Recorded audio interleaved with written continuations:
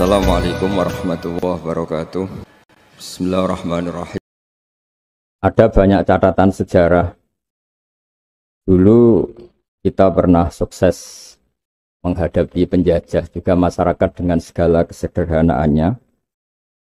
Tapi yang menjadikan mereka kuat adalah bermental kullukum ra'in wa kullukum mas'ulun an ra'iyati. Semua kita bertanggung jawab terhadap proses sosial, terhadap proses kemerdekaan, juga terhadap proses berbangsa dan bernegara. Mental ra'in ini, mental menjaga, mental memberi, mental bertanggung jawab, ini yang menjaga kita. Hingga dulu para TNI, para pejuang itu di kampung-kampung dikasih ketela, dikasih gembili, dikasih hui, bisa makan. Gara-gara punya mental memberi ini bangsa kita merdeka. Dalam sejarah yang paling terkenal adalah ketika perang Tabuk.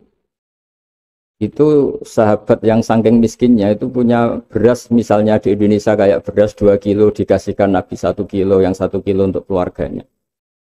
Sehingga anggaran perang ini tidak untuk biaya makan, tapi tetap untuk anggaran perang. Karena orang-orang menanggung makannya sendiri. Ini yang penting sekali supaya kita ngadepin pandemi, juga ngadepi problem. Masyarakat ini kita apresiasi, mereka juga ikut berjuang untuk menjaga ketertiban bangsa Indonesia. Bayangkan kalau kita semua ini kriminal, itu penjara penuh dan negara tidak akan mampu menampung kita semua karena kita melakukan kriminalitas, juga keuangan kita tidak cukup. Jadi sekedar tidak melakukan kesalahan itu sudah bagian dari kehebatan kita sebagai bangsa Indonesia. Itu yang dimaksud Nabi, kullukum ra'in wa kullukum mas'ulun an ra'iyati. Itu sebagai mukadimah untuk refleksi atau munajat kemerdekaan. Dan kita sering baca Quran. Kadang-kadang Allah Ta'ala itu suka ngendikan yang ringan-ringan. Allah Ta'ala yang Tuhan ketemu Nabi Musa yang berstatus kalimuwah. Kalimuwah itu seorang Nabi yang setiap punya problem itu komunikasi langsung dengan Allah Ta'ala. Saking terkenalnya Nabi Musa sering munajat sampai ketika beliau sakit gigi, itu langsung matur kepada Allah Ta'ala, ya Allah saya ini sakit gigi. Jadi tidak ke dokter, tidak ke tabib, tapi langsung ke Allah Ta'ala. Bersama Allah Ta'ala dikasih tahu, coba kamu ngunyah rumput ini, jenis ini. Setelah dikunyah, Nabi Musa sembuh. Suatu saat beliau sakit gigi lagi. Tidak lagi konsultasi dengan Allah, tapi langsung nyari rumput itu, kemudian dikunyah tambah sakit. Tambah sakit, Nabi Musa tanya, ya Allah ini sesuai resep pertama, kenapa tambah sakit? Resepnya Allah, dulu kamu percaya saya punya kekuatan menyembuhkan, sekarang percaya kamu sama rumput, silahkan minta sembuh dari rumput. Akhirnya semenjak itu jadi syariat bersama bahwa ikhtiar harus tetap hasbiyallah wa ni'mal wakil, meskipun tawakal juga harus tetap ikhtiar. Karena di semua cerita-cerita itu Nabi Musa tidak langsung disuruh berdoa, tapi disuruh ikhtiar, yaitu dengan mengunyah rumput tertentu yang menjadi obat sakit gigi. Tapi di balik itu semua ada hal-hal dahsyat yang Allah Ta'ala itu ngendikan atau cara memperlakukan seorang kekasihnya itu ringan sekali, rileks sekali, sehingga banyak kiai-kiai kita yang rileks. Fir'aun itu betapa biadabnya Fir'aun, betapa bengisnya Fir'aun yang menindas bangsa Israel. Bani Israel. Tapi pertama ketika Allah manggil Nabi Musa itu pertanyaannya ringan sekali. Wa ma tilka biyaminika ya Musa, kamu bawa apa? Padahal Allah tentu tahu. Ini Gusti, saya bawa tongkat. Kata Allah, untuk apa? Atawakka'u 'alaiha wa ahusyu biha 'ala ghanami wa liya fiha ma'arifu ukhra. Ya, banyaklah Gusti fungsinya tongkat ini. Untuk menghalau kambing saya ketika menggembala, untuk merontokkan daun-daun supaya dimakan kambing saya. Dan masih banyak lagi kepentingan yang lain. Kata Nabi Musa, waliya fiha ma'arifu ukhra, dan masih banyak kepentingan lain. Sehingga para mufassir mengatakan bahwa psikologi seorang rakyat ketemu presiden atau ketemu gubernur, apalagi ajudan, ketemu pimpinannya itu pasti takut. Cara menghilangkan ketakutan itu diajak ngendikan atau ngomong yang ringan-ringan. Saya tidak bisa bayangkan kalau saya ketemu Mbah Maimun terus ditanya, Mbah, kamu ngiai kamu reputasinya sudah kayak apa? Yang sudah kamu pinterkan berapa? Yang sekarang jadi ahli sunnah berapa? Itu pasti saya gagap.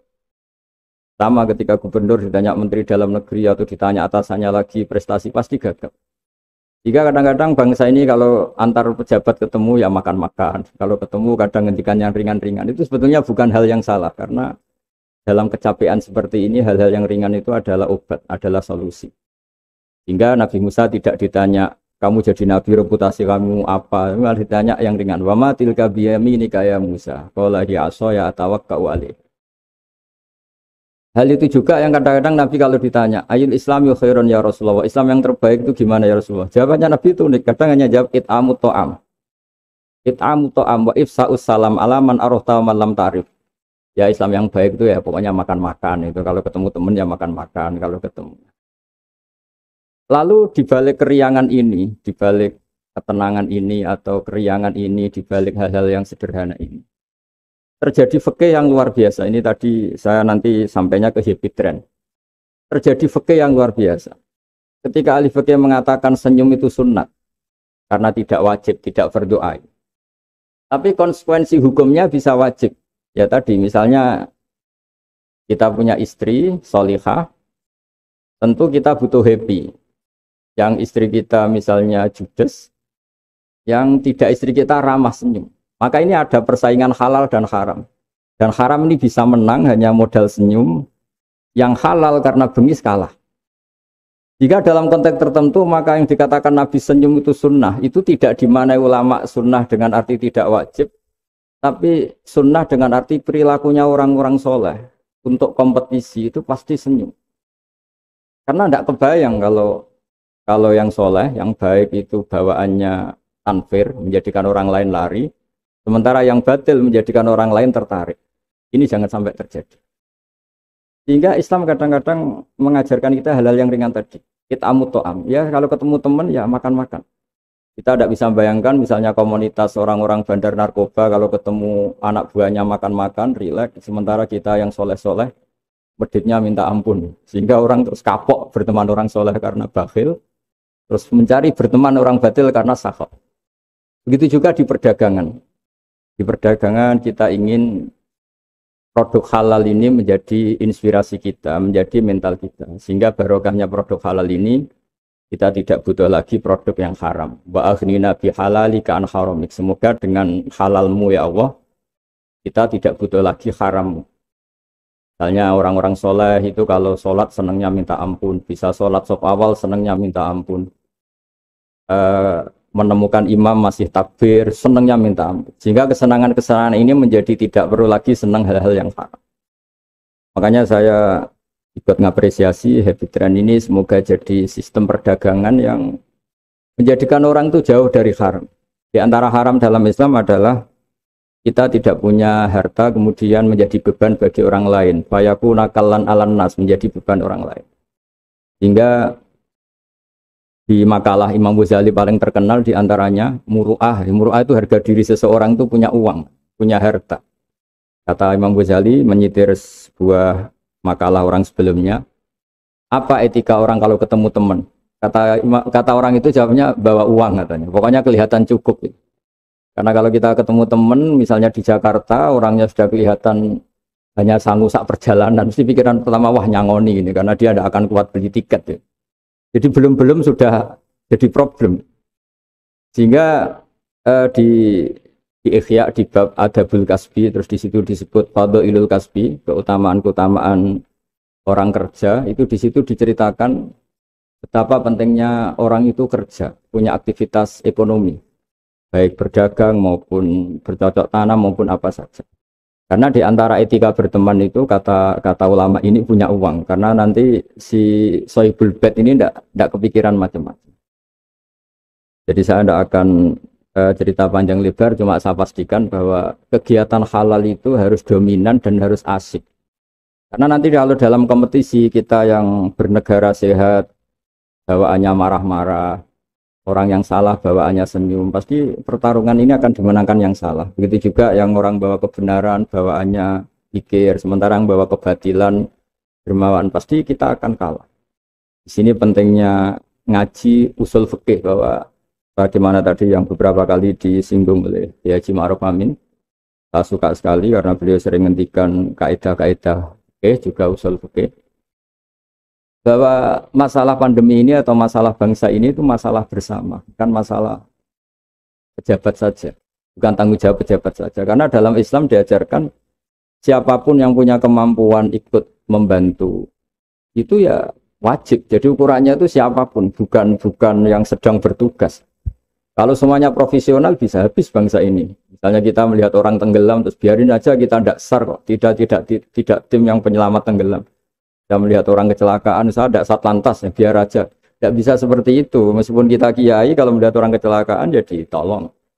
Meskipun kita tidak profesi itu, kalau berkesempatan ya menolong. Kalau semuanya profesional bisa habis bangsa ini karena nanti orang tenggelam nunggu tim SAR datang baru nolong. Nanti ada orang kecelakaan nunggu Kasat Lantas datang baru nolong. Ya tidak seperti itu. Ukurannya kalau dalam fikih ya man lahu qudratun 'alal fi'li, yang mampu melakukan ya harus melakukan. Jadi saya terima kasih sekali sama Kiai Haji Hasib sama semua keluarga Tambak Beras bahwa aktivitas dulu yang dilakukan bahwa Hasbullah sebagai pedagang, sebagai importer kain, sebagai penggerak ekonomi bangsa Indonesia, dan dulu gerakan-gerakan besar Indonesia juga dimulai dari serikat dagang. Ini semoga berkah dan menjadikan kita berenergi, kita punya kemampuan untuk riayah, untuk menjaga bangsa ini. Bukan menunggu dikasih. Tapi kalau kita ikut mentalnya riayah, memberi, menjaga, pasti mental kita ini bersama-sama menjaga. Tapi kalau mental kita tidak ikut bertanggung jawab, miskin nyalahkan Menteri Keuangan, tidak pinter nyalahkan kiai, ribet. Nanti kalau banyak musibah nyalahkan kiai, doanya tidak mandi. Wong ada musibah itu karena sanksi orang-orang yang nggak jelas, malah kita disalahin kan ya ribet. Nanti kalau salah-salahan gitu terus ribet. Alhamdulillah kita tidak punya mental seperti itu. Kita semuanya berdoa, Rabbana dzalamna anfusana, kita semuanya merasa salah. Karena ya tadi termasuk salah adalah misalnya pernah suatu saat Nabi Ayub ditanya istrinya, kenapa engkau sebagai Nabi tidak minta doa di entasnya musibah pada diri engkau? Saya sehat sudah berapa tahun? Ya sekitar sekian puluh tahun. Saya sakit baru sekian bulan. Masih lama mana? Ya lama sehatnya. Ya sudah, saya tetap akan jaga syukur itu. Nah, syukur ini penting bukan untuk dablek, tidak peduli, enggak, supaya jaga imunitas. Karena di antara nikmat yang paling pokok itu alladzi at'amahu min ju'i wa amanahu min khauf. Orang bisa makan, hidup kita tidak terancam oleh kepunahan, oleh pembantaian, oleh chaos sosial, itu sudah luar biasa. Karena di antara sifat Allah itu yang memberi alladzi at'amahu min ju', yang memberi makan kamu dari kelaparan, wa amanahum min khauf, dan memberi kamu kenyamanan. Kamu tidak takut. Itu sudah nikmat yang luar biasa. Saya sering bayangkan nikmat ini kayak apa kalau kita jadi orang Irak, orang Syria, kayak apa nikmat bangsa Indonesia yang teduh, yang nyaman. Ini harus kita syukurin dulu bahwa kita ingin nikmat yang di atasnya itu, ya ingin pandemi berlalu, ingin ekonomi baik, oke lah, tapi syukur dulu supaya tidak lupa lah bahwa kewajiban kita itu alhamdulillah dulu. Jangan karena kemerungsung ingin ideal terus yang sudah kita dapatkan kita hilangkan. Itu bahaya sekali dalam muamalah sama Allah Ta'ala. Sebagaimana tadi yang diskusi yang disitir Bapak Wakil Presiden, siapa yang tidak syukur atas nikmatku, tidak sabar atas balaku, itu maka silahkan mencari Tuhan selain aku, tapi jangan menempat bumiku, jangan menempati bumiku, jangan pakai langitku. Intinya itu betapa bahayanya kita kalau tidak syukur. Saya kira demikian, dan saya terima kasih sekali atas kegiatan atau ide Epitren, tapi saya mohon semohon-mohonnya bahwa ini adalah bagian dari meneruskan tradisi dulu, mulai Pak Wahab, mulai Mbah Hashim, mulai Mbak Bisri, mulai semuanya lah tokoh-tokoh dari ormas manapun, termasuk dulu ada Serikat Islam, ada Serikat Dagang, karena semuanya ini akan membangkitkan bangsa kita dari keterpurukan. Kita harus jadi kompetitor yang baik sehingga masyarakat ini berkebutuhan yang halal. Karena orang nikmati laba dari dagang, dapat uang dari bisnis, mereka antipati dapat uang dari nyuri, dari korupsi. Jadi semua kebaikan harus dinikmati untuk dalam rangka wa aghnina bihalalika an haram, supaya kita cukup menikmati yang halal sehingga tidak berkebutuhan lagi sama yang haram. Begitu juga dalam berekonomi, berbisnis, dan berperadaban. Di negara ini atau umat Islam ini nggak boleh dilatih, difasilitasi Gus Ipul. Nanti agama ini menjadi bergantung wali napa? kota. Saya ingin agama seperti zaman Pak Hamid. Izzul mu'min qiyamuhu billail. Atau syaraful mu'min qiyamuhu billail wa izzuhu istighna'uhu anin nas. Terus sing terkos dan tentang mriki nak bengi tahajud terus yakin sujud itu kenangan terbaik, aset terbaik. Sehingga jenengan ra perlu hasud. Aku ra wali kota, aku ra kiai gede, aku ra mubalek populer karena sudah punya nikmat sing khairan minad dunya wa ma fiha.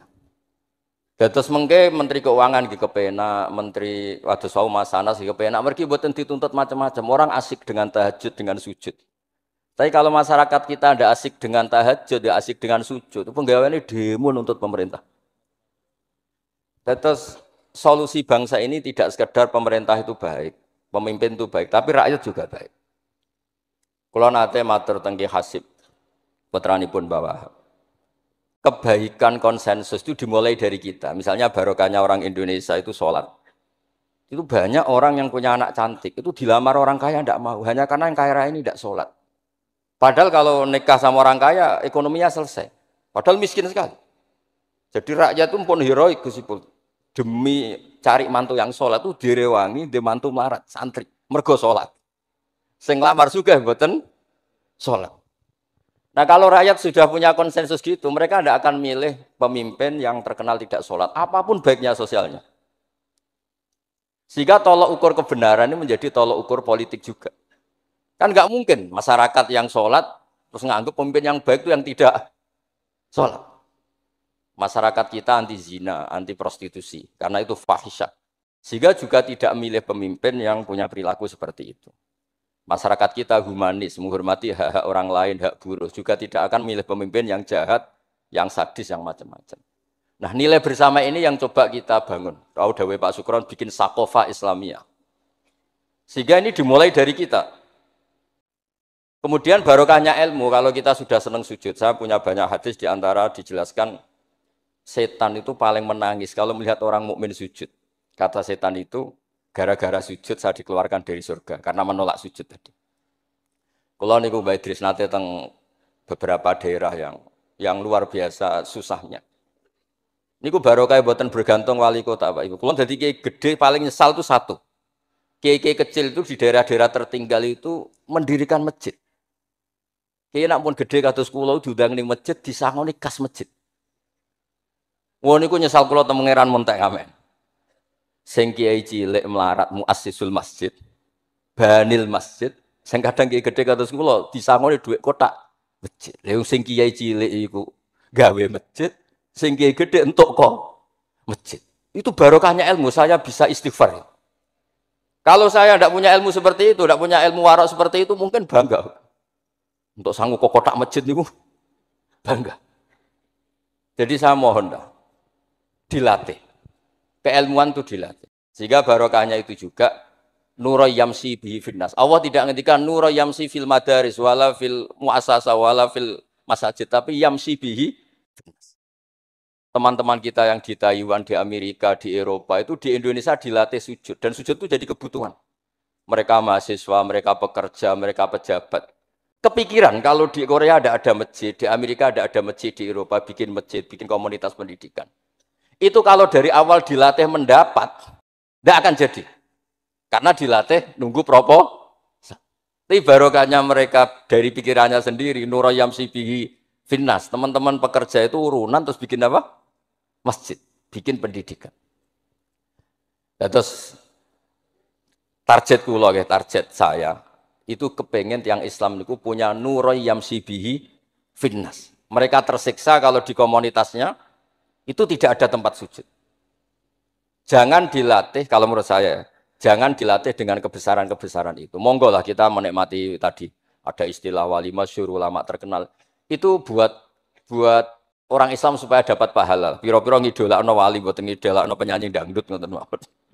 Tapi secara hitung-hitungan keilmuan, saya ulang lagi hitung-hitungan apa? Keilmuan kita ngitung. Kalau semua orang Islam afrodul muslimin gadah semangat bikin sujud. Akhirnya pertama ada tempat sujud di Korea itu yang bikin anak-anak TKI.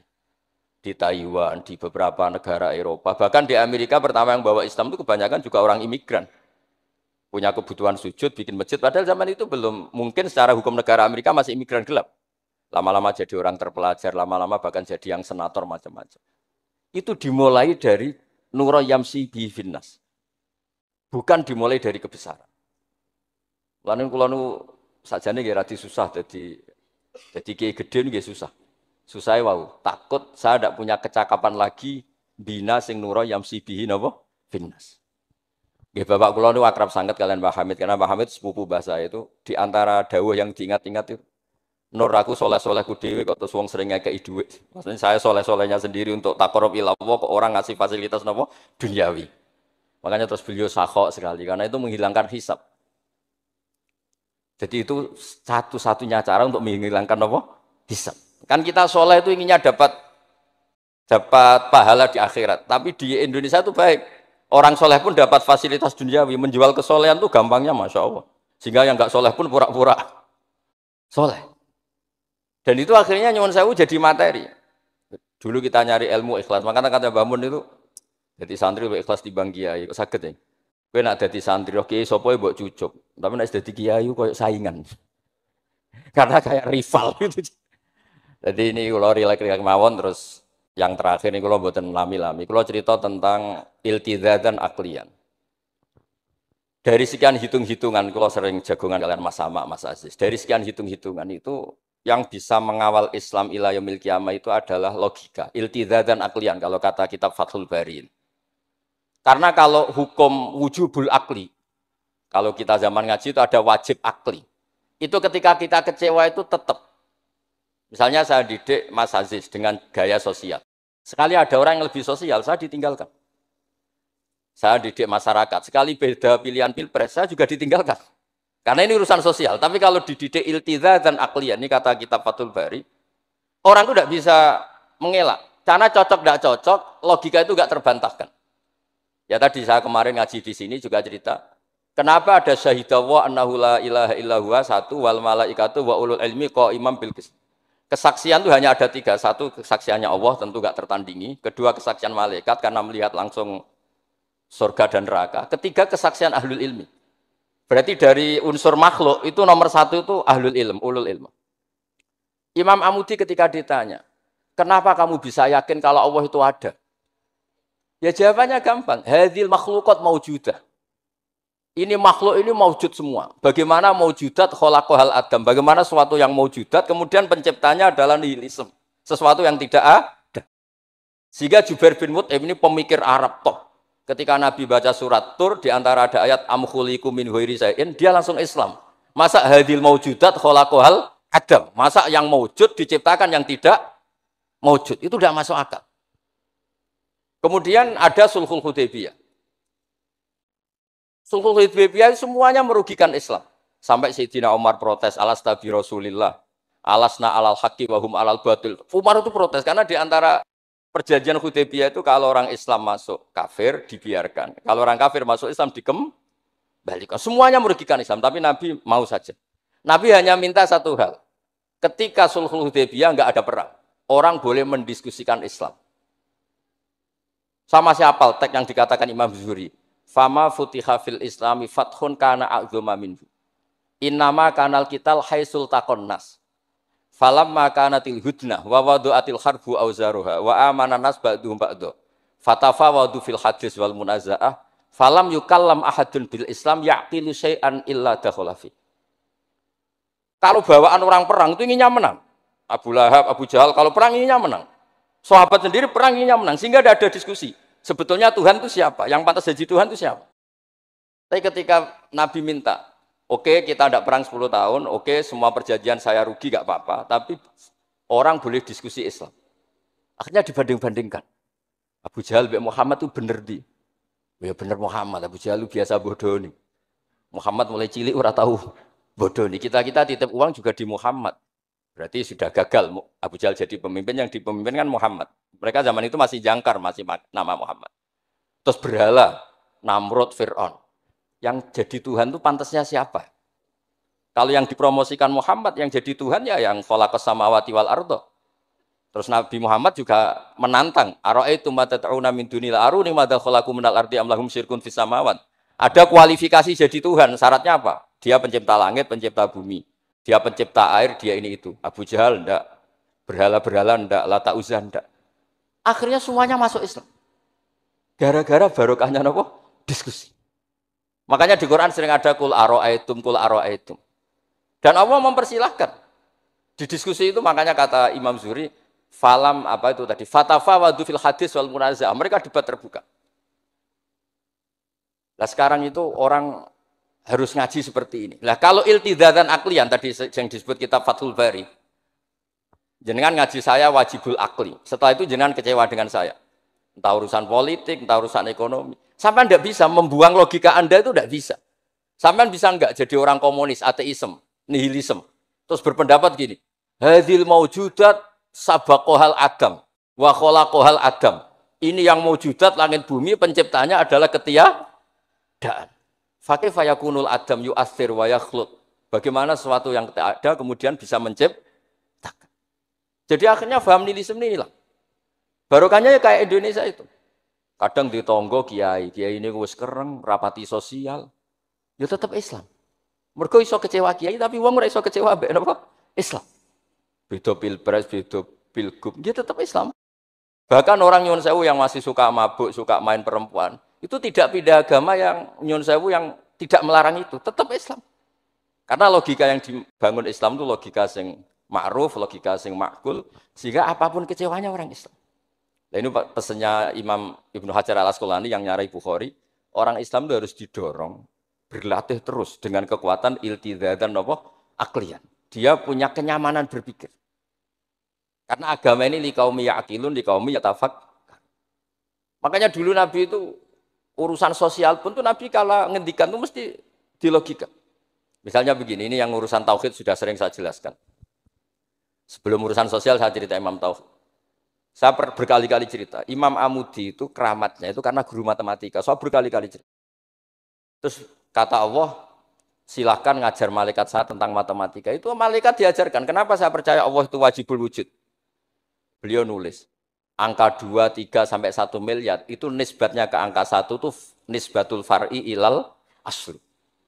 Semuanya itu dinisbatkan ke angka 1, yang 1 itu dasar, yang lainnya itu far'. Bu angka 1 miliar ya dimulai dari 1, 2, 3 dari 1. Berarti al-aslu adalah Allahus, somatkul huwa wahu. Gambar kayak apa ruwetnya juga dimulai dari 1 titik. Lah titik ini nuktatul wujud, maka sirnya bismillah dimulai dari 1 titik. Nah kalau umat ini dilatih begitu, itu mbok kecewa kayak apa tetap Islam. Tapi kalau dilatih, penak jadi kiai. Sering diundang ning wali kota disangoni. Ono kiai sing ra disangoni terus rapati Islam. Enak jadi kiai top, sering diundang ning ndi dihormati din. Engko sing rapati dadi top terus rapati bangga mbek Islam. Tapi kalau dilatih iltizam dan aklian, apapun kondisinya, mereka akan nikmati ilmunya sendiri, nikmati akalnya apa? Sendiri. Ada beberapa kasus sosial yang gagal, tapi Nabi bisa mendidik dengan teori iltizam dan aklian. Ada istaka rojulun, syaka rojulun ila Rasulillah. Bapak saya itu nakal sekali ya Rasulullah, sayyul khuluq. Terus bapaknya datang pakai yattaqi walal aso. Terus Nabi tanya, itu bapak kamu ya? Terus bapaknya, ini orang ini mengadukan kamu itu sayyul khuluq sama anak kamu. Terus kata bapaknya, innahu kana faqiran, innahu kana dhaifan wa ana qawiyyun. Wa faqiran wa ana ghaniyun. Walam amna'hu syai'an min mali. Wal yauma ana faqir wa huwa ghaniyun. Wa ana dhaif wa huwa qawiyyun. Wa yabkhalu alayya bimali. Niki tiyang anak kula niki riyen ketika kecil, kula sugih dekne lemah. Kula mampu dia lemah, tak urusi. Sakniki kula lemah dekne kuat mboten ngurusi kula. Terus Nabi ngendikan, "Masame abihada min madarin wala hajarin illa baka." Semua makhluk itu menangis karena keluhan bapak kamu ini. Terus Nabi ngendikan, "Anta wa maluka li abika." Kamu dan hasil jerih kamu itu juga aset bapak kamu. Sehingga jadi hukum fikih. Kalau al-qatil tu walid tidak bisa dikisos. Bahkan hibatul walid iwalati boleh dirujuk. Pokoknya selalu orang tua punya hukum apa? Khusus. Ada kejadian lagi imro'atun melapor ke Nabi. Dilaporkan kalau dia sayyi'atul khuluq. Ibu saya itu sayyi'atul khuluq gini-gini ya Rasulullah. Jawabnya Nabi unik. 5 dalam takun kadzalik. Khina hamalat katis ata asyurin. Kenapa kamu tidak ngomel-ngomel seperti ini ketika dia masih baik? Itu yang mengandung kamu 9 bulan. Tapi innaha sayyi'atul khuluq. Lima dalam takun kadzalik khina ardu'atka haulaini kamilan. Terus tapi innaha sayyi'atul khuluq. Lima dalam takun kadzalik khina sahirat lailaha. Khina sahirat laka lailaha wa khina asma'at laka naharuha. Kenapa kamu tidak ngomong seperti itu ketika kamu masih butuh susunya, butuh binaannya. Sekarang kamu kuat baru ngomong gitu. Terus kata pemuda tadi, lakot jazaituha ya Rasul. Saya sudah membalas itu. Apa balasan kamu? Lakot hajat tuha ala unuki. Dia pernah haji tak gendong. Tapi Nabi ngendikan fawwah ma jazaitaha. Kamu tetap tidak bisa balas jasa ibu kamu. Jadi orang ketika ingat sisi sayyatul khuluq ibunya ketika sepuh, Nabi mengeset ulang. Apa seperti itu? Lima dalam takun kadali. Kenapa ibu kamu tidak sayyatul khuluq ketika hamalat katis ata asyurin? Kenapa saat itu kamu tidak digugurkan, dibuang ke kali? Daripada dia anak akhirnya gak ngaku ijazahnya orang tua. Lima dalam takun kadzalik khina ardu'atka haulaini kamilan. Lima dalam takun kadzalik khina tadi sahirat laka lailaha wa atma'at laka naharu. Itu Nabi. Jadi saya ini termasuk kiai lah yang ingin semuanya kita baik itu karena ada kemampuan iltidha dan aklian supaya agama ini liqaumi ya'qilun liqaumi yatafakkar. Kalau agama ini dijual dengan isu-isu sosial, itu bahayanya itu orang-orang kecewa. Loh saya itu akrab sama Gus Ipul, belum pernah main ke wali kota. Bukan sok-sokan zuhud. Mau nak disangoni, terus suatu saat rah disangoni sedarani medit. Terus kurang suguhannya tersinggung, terus ribet-ribet. Pokoknya agama kalau dijual sosial itu ribet. Karena terus tuntutannya itu mukafaah. Makanya Nabi itu dulu pinter sekali kalau misalnya masalah zina. Ada pemuda itu hipersek. Enggak bisa Islam, karena kalau Islam itu melarang zina. Akhirnya geger istadzana fi zina. Saya mau masuk Islam tapi boleh zina. Geger kan sahabat menghalau supaya enggak sowan Nabi. Ketika geger-geger Nabi tahu itu ada apa? Ada pemuda mau masuk Islam tapi yastadzinu fi zina, dia harus boleh zina. Kata Nabi, "Mah, suruh sini." Betul kamu pemuda yang mau masuk Islam kalau tetap boleh zina? Ya Rasulullah, saya ini dipersek, saya ini. Kata Nabi ngendikan pertama itu, atuhibbuhu li ummik. Kamu suka anak ibu kamu jadi demenan orang? Ya tidak suka ya Rasulullah. Atuhibbuhu li bintik. Kamu suka punya putri yang jadi demenannya orang? Ya tidak suka Nabi. Atuhibbuhu li kholatik, atuhibbuhu li ammatik. Terus dia selalu jawab, walan nasuhibbuna. Semua orang tidak suka kalau ibunya begini, putrinya begini, gini. Terus kata pemuda tadi, demi Allah, saya belum keluar dari majelis Rasulullah, tidak ada sesuatu yang abghadha syai'in ilayya minaz zina. Tidak ada sesuatu yang paling saya benci kayak zina. Karena diset. Ya sama seperti kita mungkin yang jadi kiai-kiai gede itu, dalile al-yadul ulya khairul minal sufla, tapi prestasi dari kiai ini entuk ora tahu memberi. Ya sama seperti yang zaman Pak Sukron Makmun. Dulu kiai-kiai dulu itu berjasa, sekarang kita itu makan apa? Jasa. Jadi ini ya tadi karena saya ingat betul di antara wasiatnya Mbah Hamid itu masih sepupunya mbah saya itu ke bapak saya ke aku itu soleh-solehku dhewe tak golek ridane pangeran tapi mbek wong dihormati koyo ngene. Kadang kan beliau itu sembunyi karena dengar mau ada orang ngasih uang. Itu yang diceritakan abahnya Mas Arwani Pak Taifur. Mbah Hamid itu sembunyi ditanya sama Pale kok sembunyi kenging nopo. Iku ana wong ngenteni aku pengen ngekeki dhuwit. Lah niku kiai-kiai jarang wani crita niku mergo ketoke kok piye. Ndelik ambek wong sing ape ngekeki dhuwit. Mulane kula nek ana wong medhit iku seneng. Kula niku dadi kiai sing salam tempel iki kathah. 100.000 ya njaluk swarga, 1 juta ya njaluk swarga. Gus Ipul 5 juta njuk dadi presiden, wah malah larang meneh. Mergo logika kula logika sederhana. Nek ana wali santri kok lomo ya tak dhuwit tak nggo apa lah. Riyen Mbah Hamid nek dikei dhuwit macam-macam niku wonten sing tangklet. Itu kan dhuwit yang macam-macam Mbah Hamid. Engko ora ana gunane, ya terus dikasihkan fakir miskin. Nek ana wali santri medhit kula nggih seneng. Ngringakno hisab. Ya ora pesen swarga. Lah itu ilmu namanya. Disenengi wong ya enak, dimedhiti wong ya enak. Mergo 100.000 njaluk swarga atuk sing salam templek gak nuntut apa-apa kan. Saya itu pengagum Imam Syafi'i ya karena ilmiah. Imam Syafi'i itu ditanya orang. Tadi orang yang cium tangan Anda, yang hormat Anda, di luar tuh ngomel-ngomel ngerasanin Anda. Jawab Imam Syafi'i lucu. Berarti saya wibawa, buktinya depan saya tidak berani. Dianggap enteng mohon. Berarti saya wibawa, buktinya di depan saya tidak berani. Ada orang lagi, itu separuh kampung tuh tidak suka kamu. Jawab Imam Syafi'i enak, malah enak ra utang. Mergo nak seneng ku macam-macam kan. Man ahsana ilaika faqad qayyadaka wa man asa ilaika faqad atlaqaka. Orang yang baik dengan kamu itu ngikat kamu. Tapi kalau orang yang jelek sama kamu, atlaqaka, membebaskan kamu. Kamu naik Alphard gak perlu monggo nak badhe derek, ora cocok, lewat saja kan. Jadi itu Imam Syafi'i. Jadi dunia itu dianggap enteng saja. Ada seorang Habib alim alama diceritain orang. Dulu saya kaya tuh teman-teman main ke sini, tapi setelah saya jadi kuli pasar gak ada yang main ke sini. Dikandani sama Habib itu, malah bagus tuh. Nak kancamu sing sugih tetep nilai kue, malah nonton kue pas dadi pangkul guru pasar. Malah kue isin digo delok-delokan. Jadi monggo sing namine melarat koncone do mirip malah alhamdulillah. Anak sering dolan malah sampai isin perkara digo delok-delok.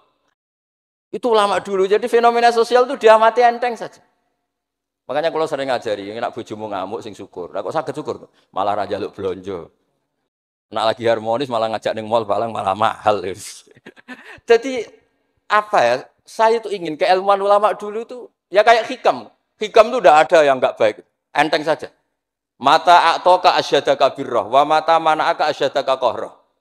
Kalau Allah sedang memberi kamu, anggap saja Allah ingin memperlihatkan kalau dia itu al-barur rahim, zat yang baik. Wa mata mana'aka asyadaka qahrah. Kalau Allah tidak mengasih keinginan kamu untuk menunjukkan kalau Allah itu al-qahar, al-jabbar, zat yang enggak bisa diintervensi. Sama di pangeran dirayu sepuhe gelem kan sawangane murahan. Sekali-kali egois, gak dituruti. Makanya wa mata mana'aka asyadaka qahrah. Jadi enak saja, pasti kasih Allah, ya Allah itu. Ya, kiai yang sering dongo ya bagus, menunjukkan lemahnya. Tapi banyak juga kiai yang dongo itu sepisan terus sudah.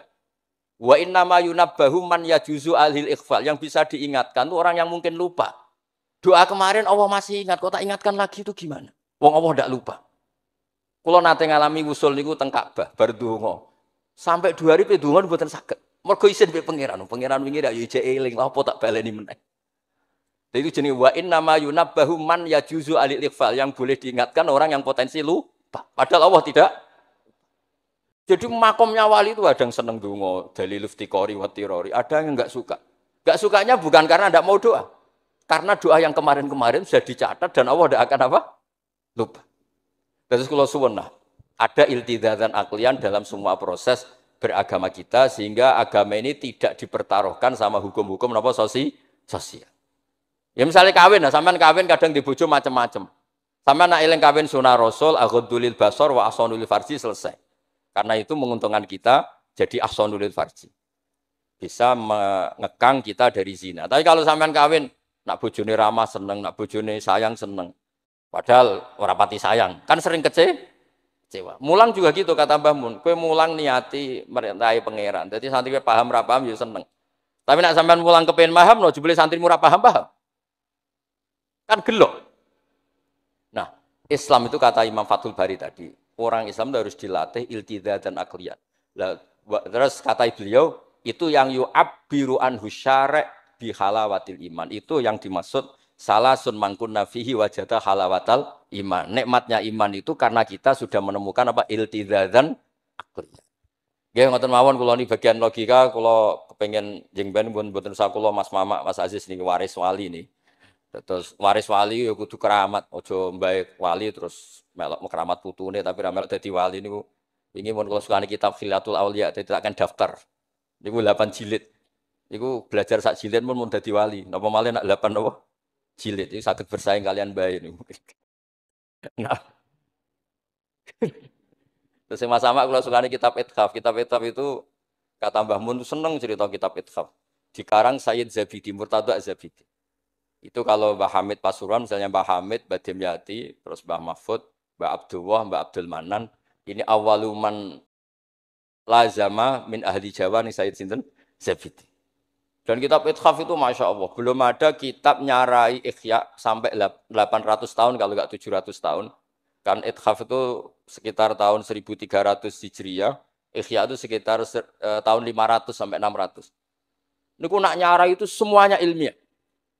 Yang paling saya haru itu, ini sebagai penutup, yang paling saya haru itu ketika cerita sholawat. Nabi jadi nabi itu setelah Isa dituhankan oleh penggemarnya. Sampai overacting, sampai Nabi Isa itu dituhankan. Monggo guys. Tapi terus Ithaf cerita, Kalimat sholawat tuh kalimah yang umat ini tidak akan overacting menuhankan Rasulullah Muhammad Shallallahu Alaihi Wasallam. Karena Allahumma itu pemberi, Nabi itu penerima. Kita tetap mencintai Nabi yang luar biasa, tapi tetap Allah itu pemberi, Allahumma pemberi, Nabi Muhammad penerima. Sehingga nggak akan salah posisi yang Allah tetap Tuhan, yang Rasulullah Muhammad tetap abduhu wa rasuluh. Barokahnya redaksi sholawat Allahumma sholli ala sayyidina Muhammad. Yang Allah tetap Tuhan, yang Rasulullah tetap abduhu wa rasul. Apapun senang kita pada Nabi. Nah, itu juga barokahnya apa? Makanya kata Burda yang sering dikutip Said Muhammad, kalau madha Nabi dakmat da'athun nasara fi nabihimi wahkum bima syi'ta madhan fihi wahtaki. Dan itu kalimat yang luar biasa, yaitu kalimatus sholawat. Menunjukkan mahabbah ke Rasulullah, tapi posisinya Allah tetap al-mu'ti, Nabi tetap al-mu'ta. Wa nabiyyu wa injalla qadruh muhtajun ila rahmatihi ta'ala. Itu kata Said Zabid. Kayak apa barokahnya ilmiah? Sholawat yang redaksi kita baca terus, ternyata itu yang menjadikan hadil ummah tidak akan terperosok kayak orang-orang Nasrani.